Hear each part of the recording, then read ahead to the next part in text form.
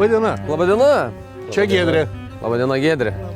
Darius. Prie Katerio mus pasitinka Neringos miesto meras Darius Jasaitis. Šiame mieste gimęs, augęs, šiam miestui vadovaujantis ir todėl nelengvai dirbantis. Postas atsakingas ir labai, kaip sakyt, įtemptai pakol kas jaučiuosi, negaliu tam poste priprast, nes esu čia gimęs, esu visų vaikas, visi draugai, visi tėvai, visi broliai, visi duoda patarimus, o sprendimą reikia priimti kaip ir pačiam. O kiek yra romantikos, tokio miesto mero darbe? Bijau, kad nesimato. Žinokit, atsakysiu jums nemeluodamas, romantikos yra. Šis momentas, plaukimas su jumis yra romantika. Ypatingo miesto, ilgis 50 km, plotis kai kur vos 400 metrų.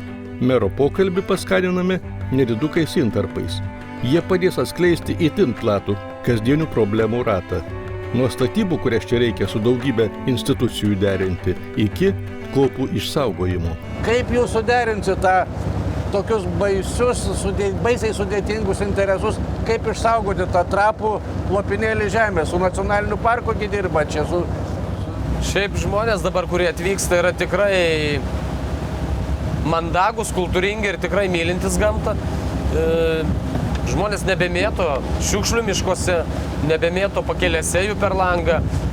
Problema su parkavimu didžiulė. Kiekvienas turim turbūt šeimoje po 2 automobilius ir kiekvienas važiuodamas važiuojam su jais abiem. Tai yra bėda. Mūsų sprendimo būdas, žinoma, yra 2 aukštės aikštelės Kuršių Nerijoje statyba. Mes norėtume uždaryti į Nidos miestą įvažiavimą, jog jį sugrįžtų ta romantika, kada atsimena turbūt, kai į jį nebuvo galima važiuoti ir problemos nebuvo, jį visi atsimena, myli ir nori tokio, kad vaikai lakstytų laisvai, nebijodami bėgti per gatvę.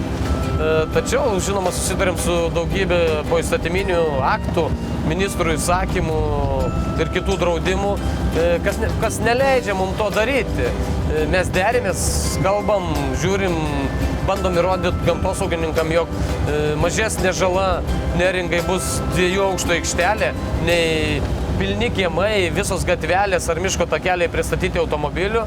Tačiau mums sunku įrodyti savo tiesą, galbūt trūksta argumentų, bet diskusijose gimsta tiesa, mes diskutuojam, šnekam, bendraujam, kai bus, pamatysim. Tai iš čia išplaukia dar viena tokia globalinė tema. Jau pradedama vis garsiau kalbėti apie tiltą į Neringą. Koks jūsų požiūris yra? Žinoma, noriu iškart pasakyti, jog Smiltynės perkėla dirba gerai. Jie yra mūsų prie daugelio švenčių prisidedantis juridinis asmuo. Nu ir šiaip nebūtų pas jūs tų poilsiautojų, jeigu ne... Tikrai taip, mes be jų kaip be rankų, aš sakau, jie mūsų yra arterija pagrindinė. Tačiau mano mintis, tokia sena mintis galbūt, jog tiltas tikrai Kuršių Nerijai nepakenktų. Taip, kaip ir ministras yra sakęs, kad tai yra diskusijų objektas. Ponui Hendrikui patinka nuostabi moteris viena, man patinka galbūt kita. Čia yra... Šiuo atveju mums abiems patinka ta pati. Tikrai taip, šiuo atveju taip. Bet čia yra toks jau diskusija. Man tiltas gražus. Kad jis reikalingas, aš manau tikrai.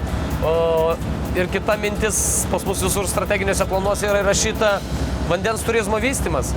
Kodėl mes neleidžiam savo minties, jog kažkur anam krante Šilutės rajone arba galbūt šalia Ventės ar Drevernoj atsirastų prieplauka, atsirastų, kur nėra tokia brangi žemė kaip Klaipėdos uoste, nes uostas patys suprantam, yra brangu. Didžiulė stovėjimo automobilio aikštelė. Ten žmonės paliktų automobilius, su dviračiais sėstų į tos pačios Smiltynės perkėlos keltus ir atplauktų tiesiai į Nidą, pasivažinėtų su dviračiais, išvyktų atgal. Man atrodo, šitoj vietoj romantikos būtų daug daugiau. Pagrindinės tarp marių ir jūros esančios gyvenvietės buvo sujungtos 1961-aisiais.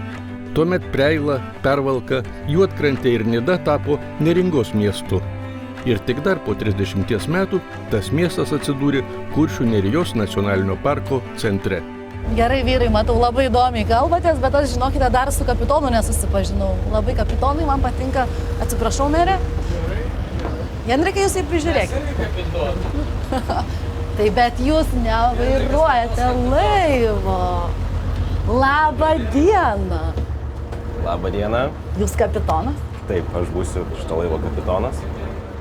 Oi, koks jūsų vardas? Marius aš būsiu. Labai malonu, Mariau. Malonu. Ar sunku šiaip vairuoti laivą? Valdyti? Nėra sunku, jau esame įpratę. Žinoma, jeigu yra bangos, yra oro situacijų visokių. Šiandien nėra didelis bangotumas, tai ir nėra sunku. Aš matot, tik jachtą moku, bet norėčiau, aišku, skirtumą pajusti, aišku. Oi. Čia rimtai jūs? Ir nebijot, oi. Dabar plauksim grinai į bangą ir plaukiam į kopas. Tai jau čia plaukiam dabar, ar? Taip. Oi. Oi. Gerai, Mariau, labai čia smagu, bet aš jau gal grįšiu pas vyrus, jūs gal pats jau čia tvarkykite su šitom bangom. Gerai. Einu. Labai šauniai pavairavot. Gerai, pareinu. Oi.